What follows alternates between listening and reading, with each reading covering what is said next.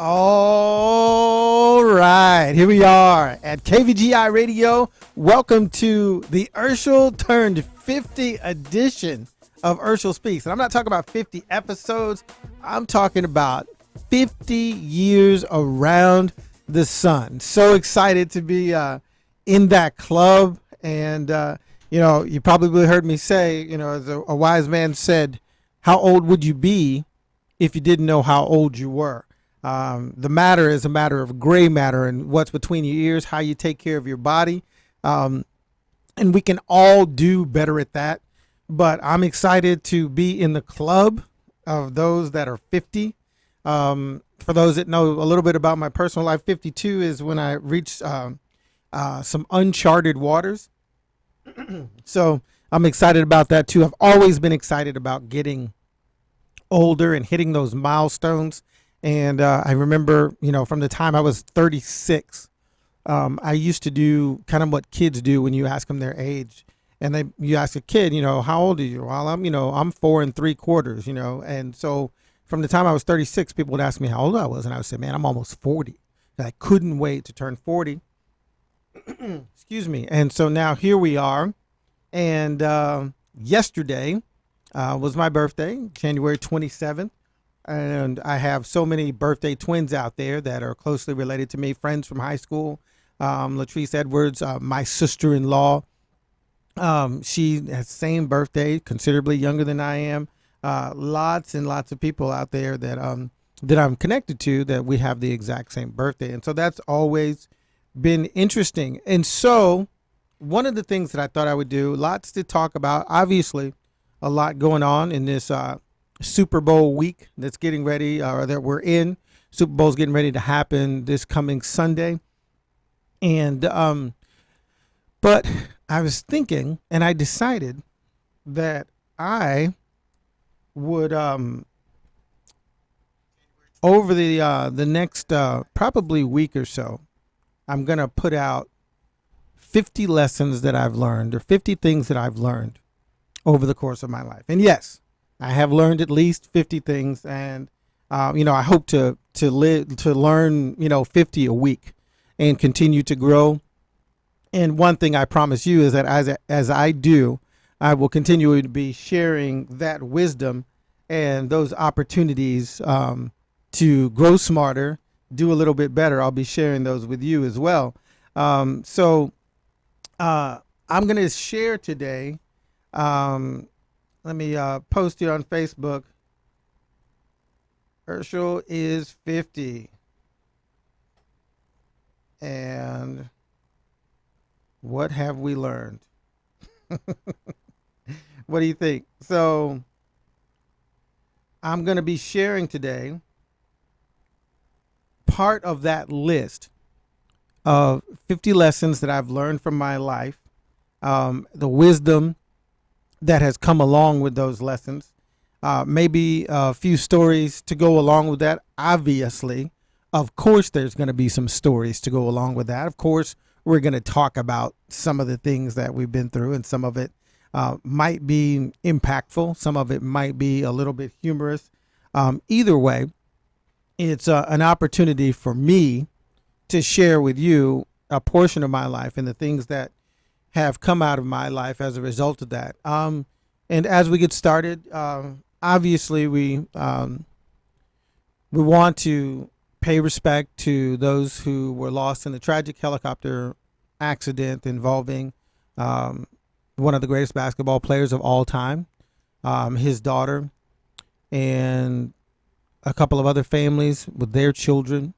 A good friend of mine and friend of this show, my brother Quentin Pullen from California, one of his dear friends was on that helicopter that passed away as well.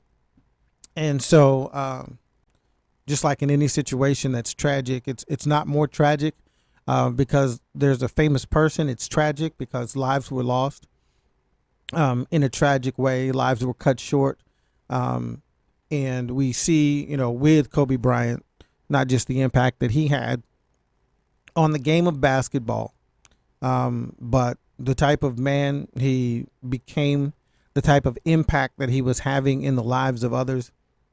And at the end of the day, that's really what it's all about, because the National Basketball Association will have his name in record books until someone breaks those records.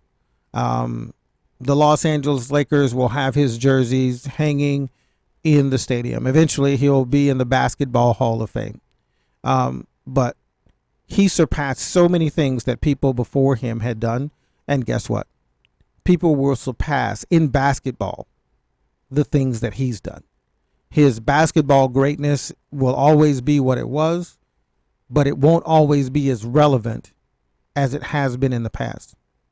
But who he is as a man, who he was as a father, the lives that he's impacted, those things are what create true legacy and will continue to go on, and not in any way to diminish what he's done in his craft, in the thing that he chose to devote and dedicate his life to.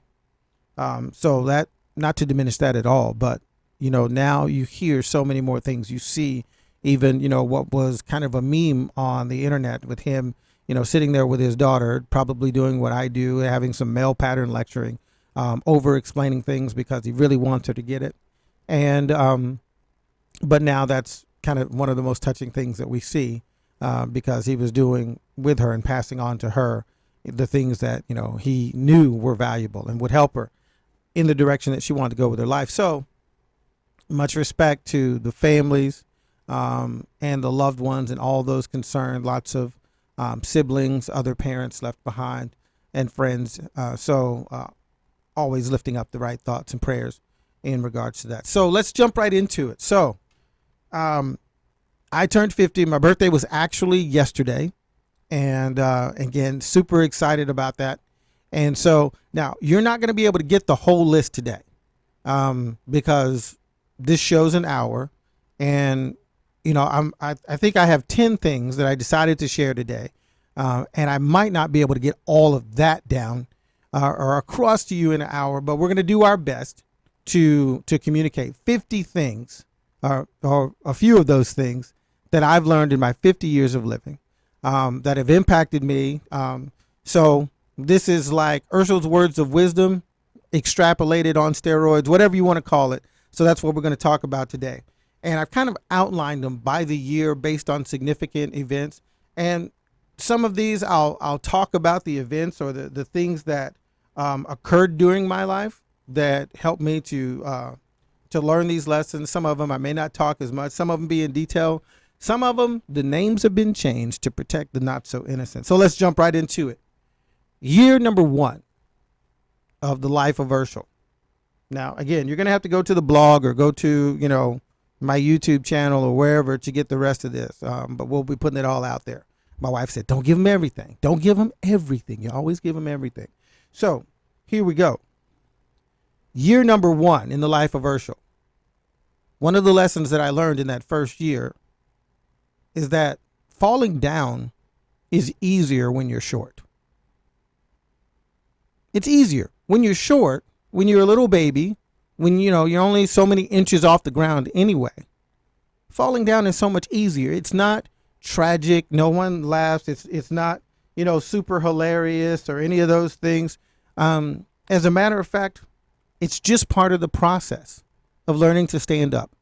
It's just part of the process of learning to walk and to run. And so, when we see a baby, when we see a baby falling down, we consider it progress. And we root and we cheer and we get excited because we know the baby is moving towards things that it hasn't done before. And so I thought we need to remember that as we move forward in life, that falling down really isn't that big of a deal. Now, if I leave this studio and go down the stairs, I fall down the stairs, that's a little bit more significant. But one of the reasons why is because I'm bigger, I'm taller. The taller you are, the harder you fall, right? But also, I've learned how to walk. I should be able to accomplish that without, typically falling down. But here's what that really means and how I really think we should look at that. Fail fast. Fail early, fail often. Keep failing, as it were, until you succeed. Don't consider intermittent failures as issues at all. As a matter of fact, just like when you're watching that child, as we were watching, the babies and everything learning to walk, you could consider every failure, as long as you're, as John Maxwell said, failing forward and learning from those lessons. There should be excitement about the temporary failures that you experience in life as you push towards your goal, knowing that every time that baby stands up, every time that baby takes 1 step, 2 steps, 3 steps, and falls down, everyone says the baby is learning to walk, and everyone's excited. And it should be the same with our lives. When we step out on faith, when we step out to start a new venture, when we step into a new relationship, whatever it is, and we have challenges and we have failures, so what? We're failing forward. If it's bad, if it's not working, if you fall on your face, get back up quickly. Look around. When you see people walking and they trip over something, the first thing they do is look back to see what blade of grass it was that tripped them up. Then just do that same thing. Just say, okay, what happened? Where did I fail? What was wrong? What made me end up on my face here? Why did my business fail? Why did I have an unsuccessful relationship or business partnership, whatever it was? Learn from it, and then immediately start walking again. When my son is riding his bike, he's 5, and when he's riding his bike, he has a lot of almost falls, and he's really good at kind of catching himself, before he flips over the handlebars or goes sideways or whatever. And, he'll be on that one toe with the arm up and, balancing himself. And every time he falls, every time he almost falls, I congratulate him. I say, good job. Way to catch yourself. Or if he hits the ground and I help him get back up really quickly, and I say, wow, great job. Good recovery. Good recovery. That was awesome. Keep going. And then we keep going down the street. So the lesson from year number 1 of my life: falling down is easy when you're short. So fail fast, fail early, fail often, keep failing until you succeed, as a part of the path to success. Okay, so let's jump ahead. So that's 1. Thank you for everybody that's out there on the watch party. Make sure you like, make sure you comment, make sure you share. Let me know that you're out there. Holler at your boy, holler at a player when you see him in the street or on the internet. Year number 5. Always pay attention to the voices inside of you. Always pay attention to so this is in the 50 years of my life. These are the lessons that I've learned. So year number 5, always pay attention to the voices inside of you. And now some people, if you say, well, I hear voices, and some people will say, well, it's okay as long as you don't talk back to those voices. Oh man, what a great birthday gift. My man Fabrice from Brazil, one of the greatest musicians that I ever encountered in Brazil. He's listening. Fabrice, muitas saudades, irmão. Muitas saudades. And year number 5, always pay attention to the voices inside. It doesn't mean you're crazy if you hear voices. It doesn't mean that, you need to be on medication, or you need to be in a rubber room, or you need to have on one of those jackets that makes you hug yourself perpetually. And here's why I say that. Hey, Rosie from Texas, thank you so much for listening. When I was 5 years old, and some of you have heard this story, some of you have seen this, on my website or heard me talk about this. When I was 5 years old, somewhere around there, we moved from Dallas to a little town called Marble Falls. My dad became the head chef at Horseshoe Bay Country Club down there. And I remember during that time sitting in front of the television, I was watching the often seen documentary that, we've seen, all of us have seen over and over again. And it was a documentary on Martin Luther King Jr. And I can remember it to this day, just like I did 45 years ago. And sitting there in front of the television, watching this documentary, seeing the things he went through in his life, the thing that I heard on the inside, well, let me say this. what I heard while watching it was that the right man at the right time, saying the right words, could change the world. That's what I heard when I was watching this documentary. And I never, ever, ever forgot that. From 5 years old, I always remembered what I heard watching that documentary. The right man at the right time, saying the right words, can change the world.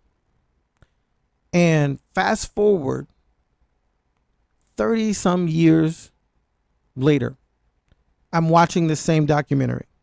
I'm watching it with my children who are older than I was. And I'm waiting for the documentary to get to that point where they make that statement. Because I wanted to share with my children, when I heard that the very first time. And we watched it, and it was never said. Dr. Martin Luther King Jr. never said it. The narration never said it. It's not in the documentary.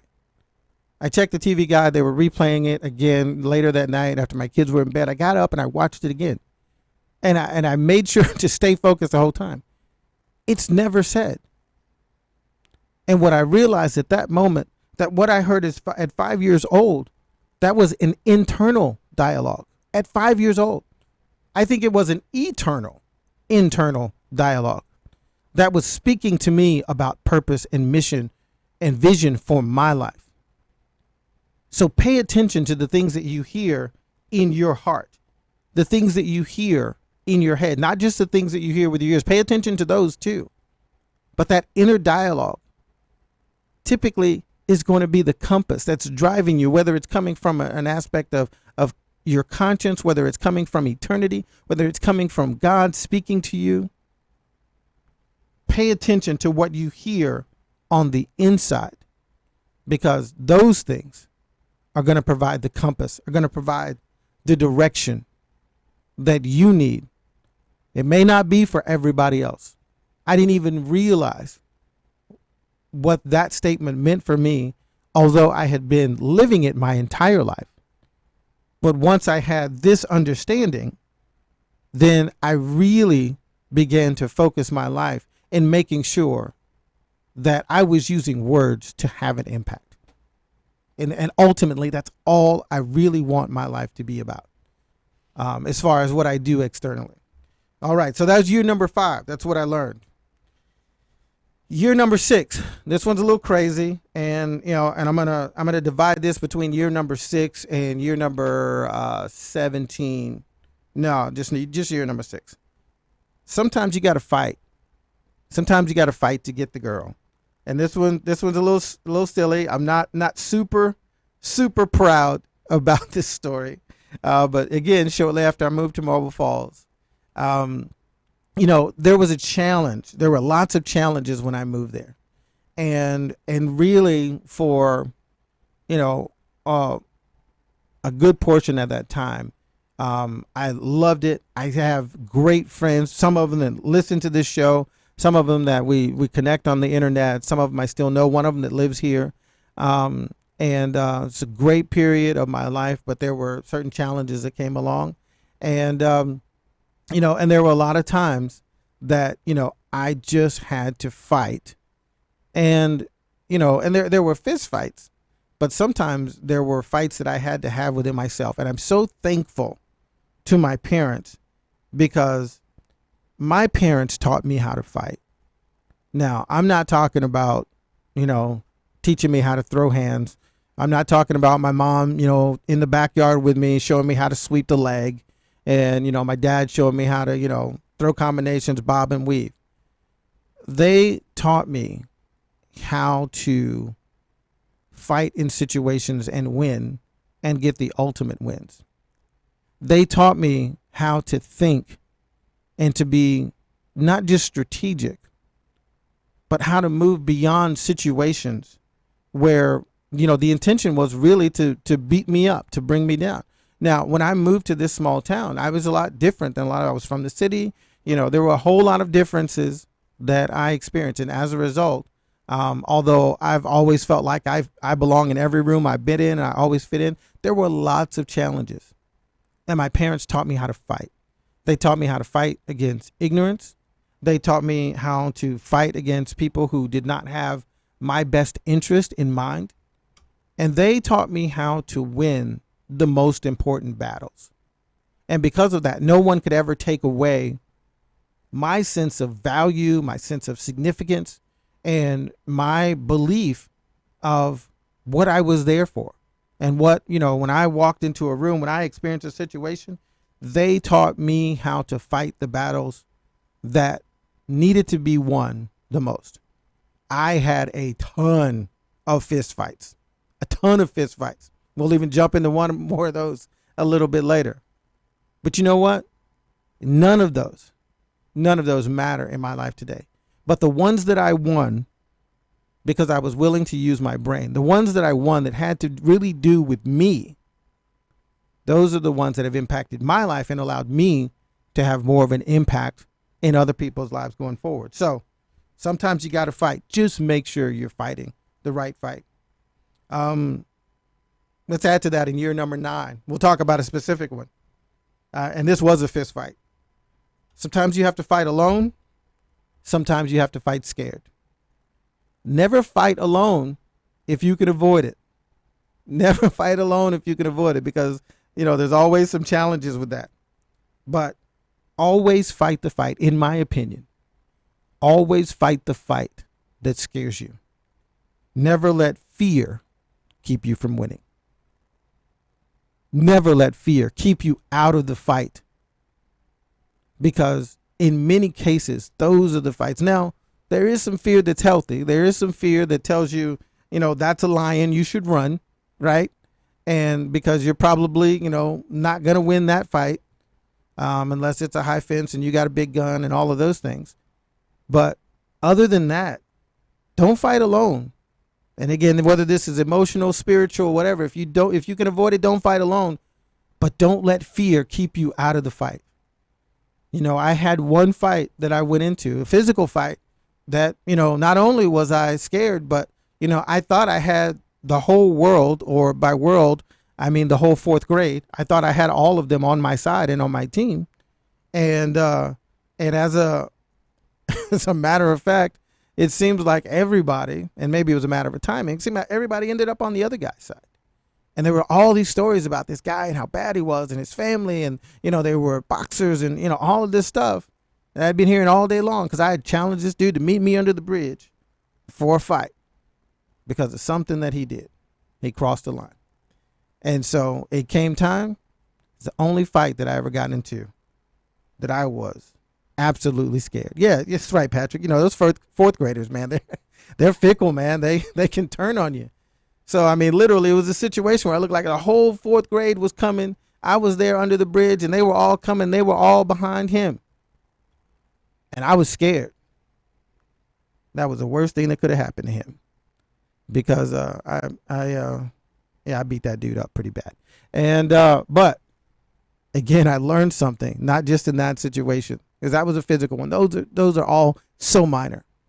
But I've been in a lot of fights, a lot of things that I had to go into scared. And I can't imagine what those things would feel like if I backed down from the fight, if I avoided the fight, if I didn't face that challenge, if I didn't face that fear. And again, just like number 1, falling is easy when you're short. Sometimes you're going to lose. Sometimes you're going to take some bumps and bruises. That's okay. It's okay to lose sometime. Get up and learn. Learn what you should have learned, when you should have bobbed, when you should have weaved, whatever. Just get better. But don't stay out of the fight because you're afraid. All right. Otis Booty, what's going on, my brother? Glad to have you out there. Listen, man, I'm dropping wisdom. I see you be doing that. You're doing that on Facebook all the time. You're kicking knowledge. So I'm glad you're here, joined in. So 50 things. I'm not giving you all of them today. You're going to have to jump on some of my other social media to get the rest of them. But I turned 50 yesterday. Got a list of 50 things I've learned over the course of my life. I'm sharing a few of them with you here today on this 50th Urshel Turned 50 edition of Facebook. All right, year number 13. Otis said he never would have guessed that I love to fight. Well, here's what I tell people. I don't like to fight, but when I have to fight, I love it, and I don't want to do anything else. So that's just how I feel about that. Year number 13. Potential. And here's the direct quote, and I'll explain it to you. Potential means you ain't done anything yet. Now, I heard that for the first time at 13 years old. And the language was a little bit different when I heard it at the time. And it came from a coach. And here was my situation. I had a brother, Anthony, my older brother, the middle brother of the three of us. And this guy was, an athlete like nobody's business. I mean, he could run faster, jump higher, just crazy athlete. And so I came behind him. Again, I was still in this small town. So obviously when it came to football, basketball, and track in school, I had all the same coaches. And in 7th grade, I had the same football coach where my brother really started to shine and make his mark and do all of this amazing stuff. And so I got out there and of course, that's Metcalf's little brother. That's Metcalf's little brother. And so, I'm trying to put my little speed on and my shake and bake on and show that I got skills. And, and one of the coaches, said to me, man, you got some real potential. I think we might have another one here. And I, maybe got a little cocky and excited about that. And one of the other coaches looked at me and he said, potential don't mean blank. Potential means you haven't done anything yet. So just because you have potential, that's nothing to celebrate. But until you actually do something, until you take that potential and you turn it into action, until you perform, until you put in the work, until you start making things happen, guess what? That potential means you're just lazy. Hey, this is the first segment. We're going to take a quick break and then we're going to jump right back in. Going to let you enjoy some of these things that I've learned over the course of my 50 years. Hopefully they'll have an impact on you. And if you got some that you want to share with me, hit me up. Man, you can even call in. We can talk about it. All right. We'll talk to you soon, right after the break. 3, 2, 1. KVGIRadio.com. Y'all have really just opened my bubble and just... KVGI Radio brings you conversation and entertainment. Be sure to follow us on social media. Who streams the best talk shows? We do.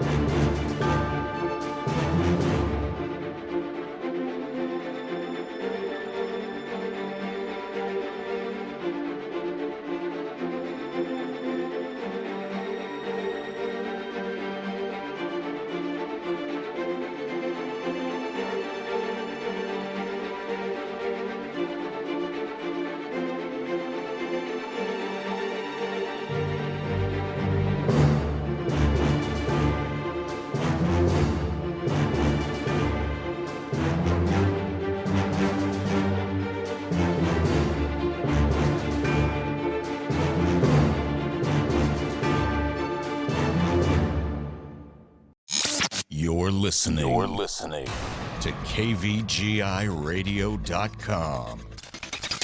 Streaming live from the KVGI studios in Frisco, Texas. Live without limits.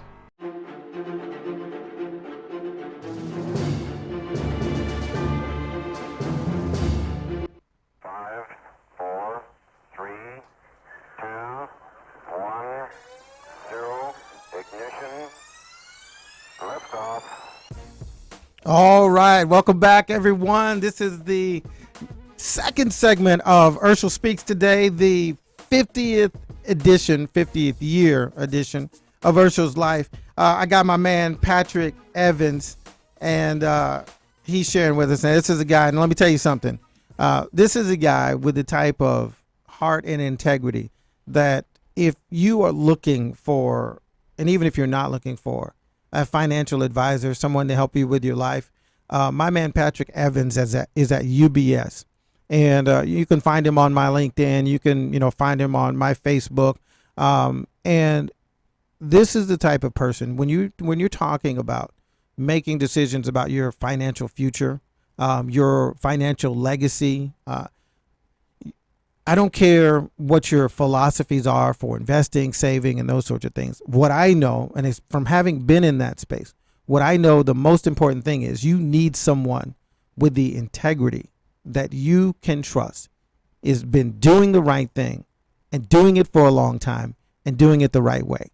And so, and even if you may have someone that you've worked with for a long time, this isn't a commercial. He didn't ask me to do this.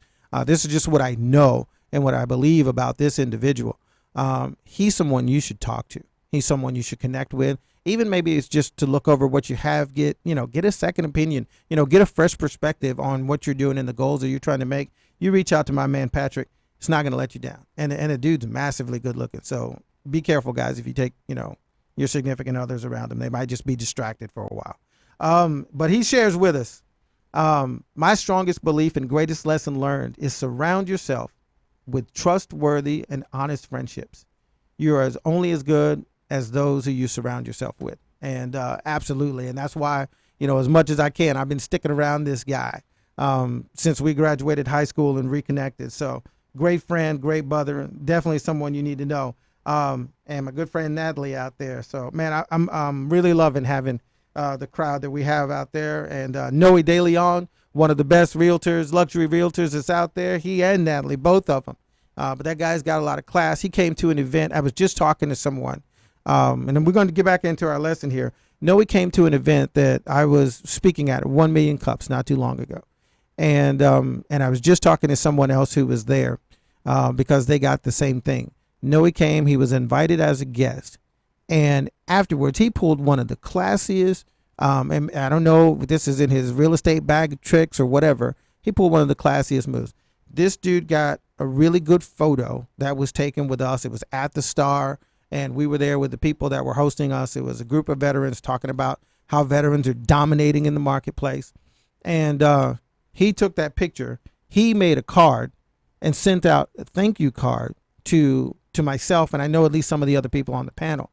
One of the other business owners said, "Hey, I got this card from one of the guys that also was a veteran who was there at the event." And I thought, man, that was the classiest move ever. He thought, man, that was really, really smooth. So that's who I want. Just like Patrick said, I want to surround myself with people that are making moves like that, doing business that way. All right, so jumping back into it, things that I've learned over my 50 years of life.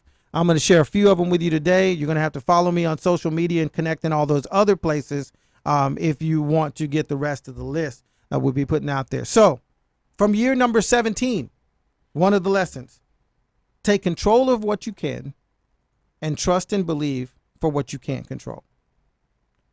In your life, at 17 was when I started to take control. Actually, there were some things a little bit before that, but that's when I decided to take control of the destiny of my life and my future. That's when I made the decision at 17 years old. Still had a whole nother year of school to go. Made the decision to join the Marine Corps. I started making decisions about the direction that I wanted my life to go. But there were also other things going on that I couldn't control. My father started having different health challenges. He died, a few years later, maybe 5 years later after that. So many different things happened that I couldn't control. But at that point, I realized that I had to take, my life, the future, my destiny, my purpose into my own hands. And you can't just sit around and hope. I had a leader in the Marine Corps tell me early on, and he said, listen, because I was asking him, about duty stations and all of this other types of stuff. And did you do this and did you do that? And he looked at me and said, listen, you cannot let me or anybody else be more concerned about the success of your career as a Marine than you are. You have to be the most concerned. If you want the school, you make sure you do what you need to do to get in it. If you want the training, you make sure that you need to do what you do. You do what you need to do to get in that training. You be the number one person that's advocating for the things that you want in your career, where you want to be, what you want to do. You make those things happen, because me and everybody else will make you promises. We may be concerned. We may, be good and conscientious leaders, but at the end of the day, I go home to my family and I'm doing what's best for me. And you need to make sure that you are taking control of the things that you can, and the things that you can, and the things that you can't take control of. That doesn't mean you just give up. It doesn't mean you just walk around like Doris Day singing K Sarah, Sarah, whatever will be, will be. That's where you put your faith. That's where you put your trust. That's where you take the relationships that you have and you get wisdom and you get advice, but you understand I can't control all of these things. So there's no need for me to be losing sleep, having anxiety. I focus on what I can. I change what I can. I move what I can. And then I believe for other things to align and to connect to help me get where it is that I'm trying to go in life. So that's year number 17. Take control of what you can. Year 23. Some of these are probably going to get a little deeper, obviously, as we go along. So prepare yourself, because I might break you down. Man, I'm loving this watch party here. Thank you so much. Anybody, of course, you got any comments, let me know. If you want to call in, man, there's probably a number that's going to roll across the screen. Love to hear your voice. Year number 23. One of the things that I learned in year number 23, and it's been validated throughout the course of my life, is, and I say unfortunately, but maybe it's not, maybe it's just my perspective. The best people always leave too soon. They always do. My dad passed away in my 23rd year at 52 years old. And I thought that that was way too young for a good man to die. And he was a good man, not just because he was my dad. He was just a great man. And, and those of you who've been listening to the show for a while, you know that, my good friend Dan, who came on the show and just, rocked all of our world, talking about, we talked about embracing the suck, accepting the challenges that you face in life. And again, he was one of the best. I got a lot of great friends. He was one of the best, and not even on a comparison state. It's just, he was a quality person. But, I don't want you to think that I'm saying, I'm not singing that song, Only the Good Die Young. It's not that. I'm not saying that the best people die early, and if you live a long time, that means you suck in life. That's not what I'm saying at all. I'm just saying, from my perspective, what I've learned is that the best people always leave too soon, because you always want more time. You always wish you had more time. And we're going to get to something in the end that'll help you with that, but it's never the right time. I don't care if my dad had lived to be 100 years old, I would have said he had a long, full life, but he left too soon. And I've thought about that, and I that's what I want people to think.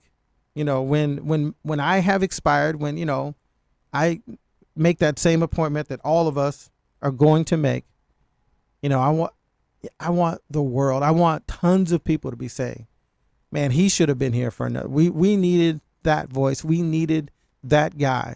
We needed that heart. We needed that love. We needed that wisdom. We needed that another 25 years at least, another 50 years at least. The best always leave too soon, because they give us so much. They add so much to our lives that we're always going to miss them.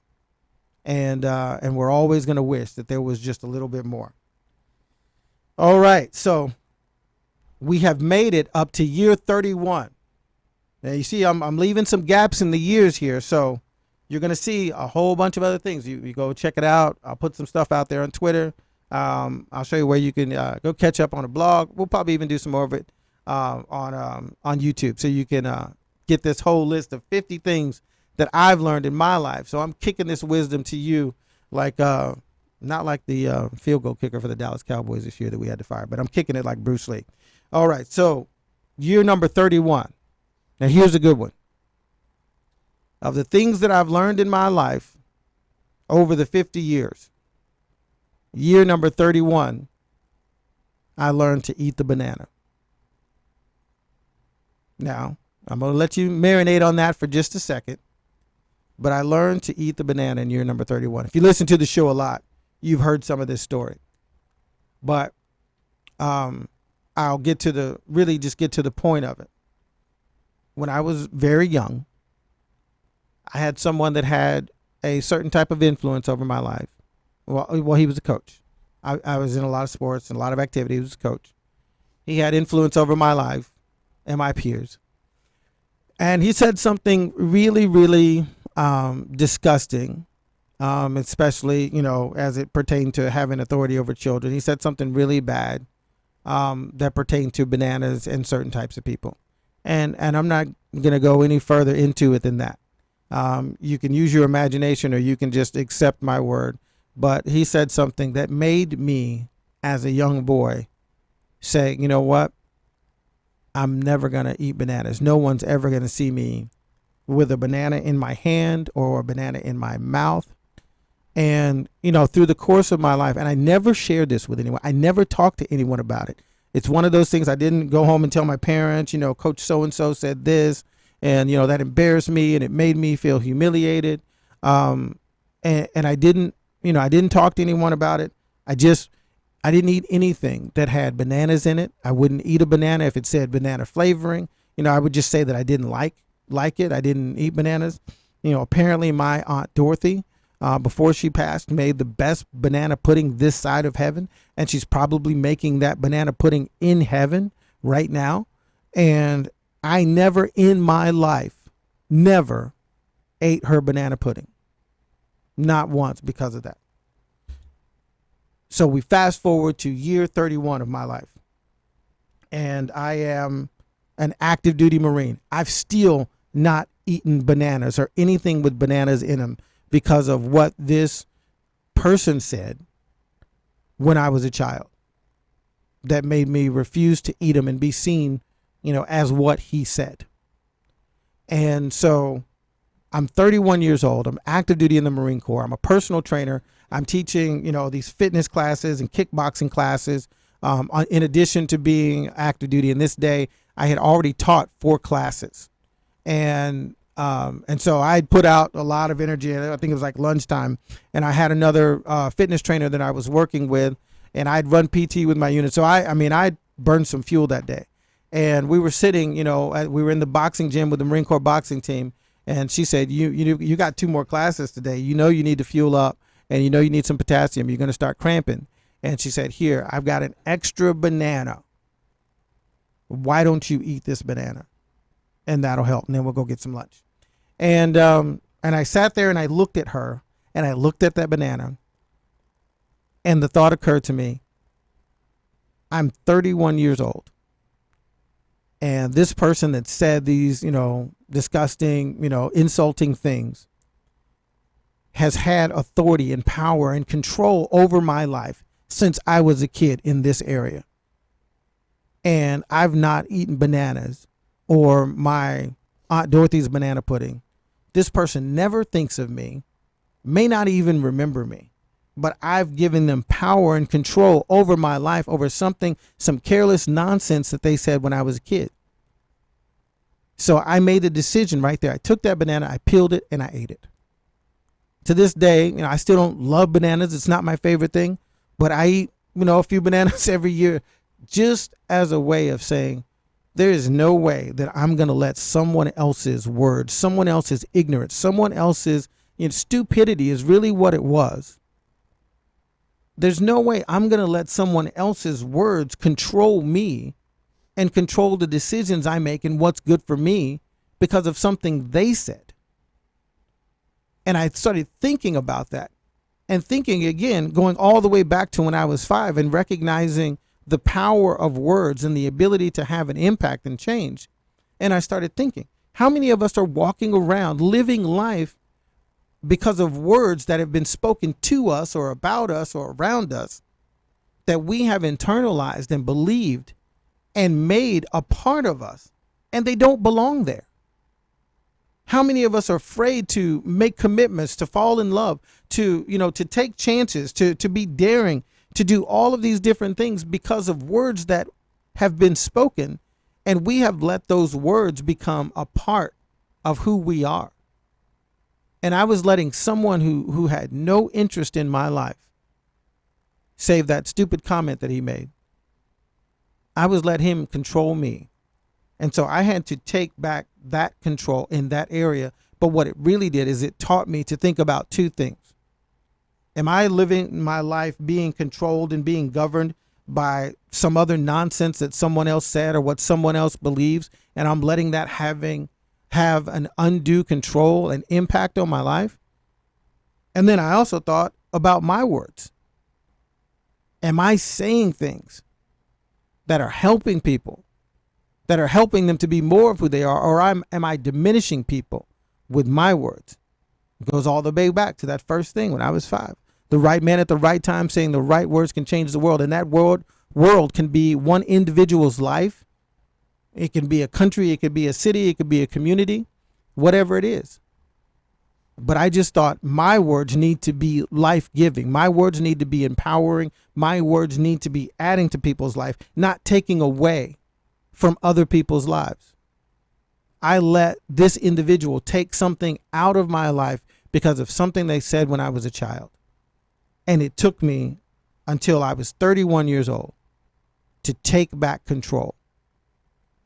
And then it caused me to kind of go through and do that inventory and say, what are the other things that I'm making decisions on? I'm basing things out of my life because of words that I should have never accepted, that I should have never internalized. And yeah, I was a kid. He had authority over my life. That's all fine. But at some point, you've got to take stock. And I remember a video that I saw with Will Smith, and he was talking, in a similar note. I don't remember what the premise was, but one of the things he was saying, it's not your fault in some cases what happened to you. It's not your fault what someone may have done to you, but it is absolutely your responsibility in how you deal with that going forward. Someone may have hurt you, someone may have damaged you, someone may have disrespected you, and you're the one that has to determine. I'm the one that has to determine, how does that affect me going forward? How do I let that have any level of impact in my life, in my decision making, in my relationships? There are people that have challenges having successful relationships with, life partners, with husbands, wives, because of things that have been said to them. Yeah, I tell you this, I used to talk with couples before they got married, premarital counseling. And there was this cool little strategy that we had where we would send them back and send each one of them back to their parents. And they would ask a couple of questions. What are the things about me that are going to, that are going to be such a blessing, that are going to be so wonderful, my husband, because he married me? And what are the things about me that are going to, based on, you knowing me and raising me, what are the things in my life that are going to be, pose challenges for my marriage? Things that, could be issues based on what you know. And the whole point was to get information that would help in this, before they got married, to develop strategies to work through those things and to accentuate the positive and to diminish as much as possible the negative. And so we had this one couple, and this one guy was raised in challenging circumstances, and the lady, she was raised in what seemed like ideal circumstances, and they came back and to have the rest of this conversation, and he told me about his conversation and how uplifting and encouraging it was, and then some of the things that he got that would be helpful to know, and then I noticed she kept shrinking and shrinking, and so when I asked how about your conversation, she immediately burst into tears, and she wanted to call off the marriage, because when she talked to her parents, they told her what kind of what a jerk she was, and how, I don't know why this guy doesn't deserve, to go through what you're going to put him through. And, you're spoiled. And, all of these things they said to her. And she literally wanted to call off the marriage because of those words. And this is powerful because those were her parents that said these things to her.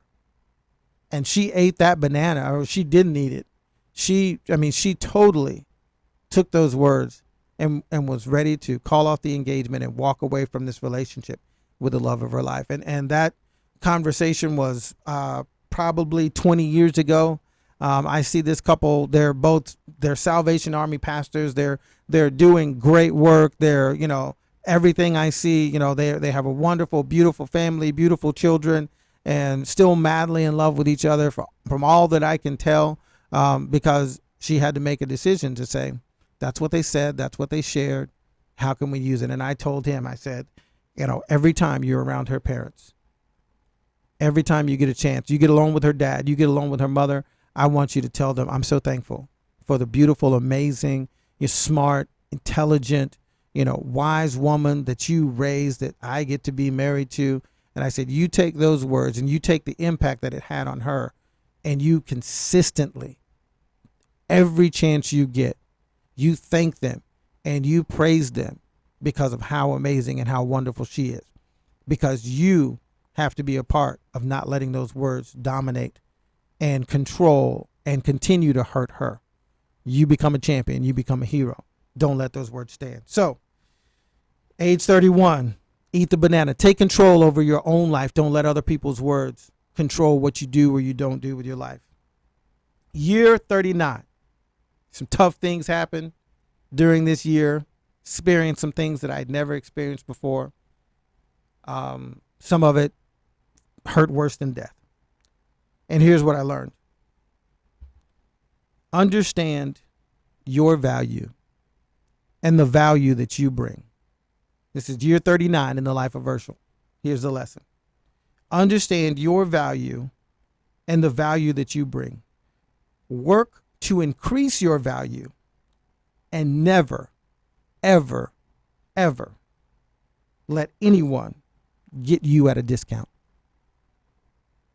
Never let anyone come in with a low valuation on who you are, in your value and what you're worth.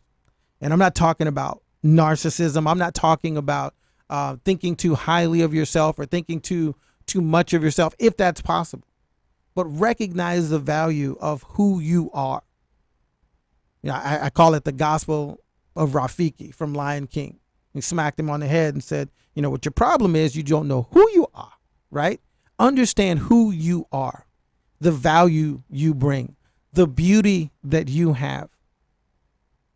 And it's not wrong, it's not arrogant to spend some time really understanding and thinking about who you are.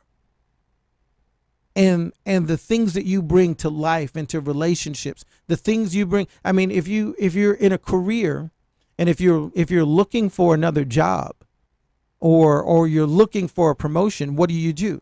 You sit down and you kind of take inventory. I'm responsible for this. I do that. I'm capable of this. I'm really good at that. And so you start to put down all of these points. And what are you doing? If you consider your life a business, you're doing a valuation. You're saying, this is the value. If you recognize the value that I bring, you would hire me, you would promote me, you would put me in this situation or in this job, because I can bring a lot of value to your company or your organization. Well, that just doesn't apply to your work skills. That applies to who you are as an individual, who you are in this sea of humanity. And you have value, and you need to recognize the value that you have and the value that you bring. And if you do that, if you recognize the value, then you won't let anybody get you at a discount. You won't get into a relationship or accept a situation or a job or a position or being passed over for a position. You won't accept that and just say, well, good things don't happen to me or whatever. You say, this is who I am. And if this situation, if this person doesn't have the right value, it's like if you're selling a car or if you're selling a piece of jewelry and you walk into a store and there's a dress or a suit that costs, $3,000, guess what? They're not going to let you buy it for $200 because of the value that they've placed on it. So why would we not really understand our value, take stock, pay attention to our value, and make sure that we're always being treated the way that we deserve to be treated and that we're getting the things that we deserve to have? Last one that we're going to have time for today. And so that one was year 39. This one is year all 50 years of my life, or at least since I've been talking. And this one kind of ties in with a lot of the things I've been saying. So in our last 2 minutes, let me share this one with you. Say the things that need to be said. Do all the things you wish you would have done. I look just like my dad. So many things about it. He died at 52. I've been alive longer now, since I've been here for 50 years, than I was alive with him living. And one of the things that I would share with people, when they would say, oh man, it must be tough, I'm so sorry. And, and I would tell people, the thing that helps so much is that there was nothing left unsaid. I don't have any regrets. I never sit around thinking, well, I wish I would have told my dad this. I wish my dad would have, expressed this. I wish I would have knew what he thought about me, or how much he loved me, or I wish I would have told him, even the unfortunate years, his last years when he was sick, that afforded me the opportunity to say and to do some things that I may not have done otherwise. And so when he was gone, there wasn't anything left unsaid. I just kind of wish that my kids would have got to hear him laugh. When my buddy Dan died, we had lots of conversations. Nothing left unsaid. No, I wish we would have. I wish I would have told him. That brother told me he loved me. I told him I loved him. That relationship was real. As we see what, has happened with, Kobe Bryant. And, right now, nobody in his family is wishing that he won another championship or another MVP. What they're thinking about is the things that he said, the things that he did, the way that he showed how he loved his family, how he loved his daughters, how he took care of them, and how he was the man who was more than just a basketball player. So in my 50 years of living, one thing that applies to every single one of those years, as you look around with the people the people that you love, the people that mean something to you, some of them, people like me, we joined the military, we've got friends, all over the world, sometimes all over this country. Make sure that you say the things that need to be said. Make sure that you do the things that need to be done. Don't waste the time. Invest the time. Invest the words. Say those things. Share your heart. Be open. Be vulnerable. Give your life away. It comes back with returns that you can never imagine. My name is Urshel. This is Urshel Speaks. Thanks for hanging out with me on my 50th birthday edition of Urshel Speaks. I love every single one of you. And I'm open for drinks all week. We'll talk soon. Have a great day.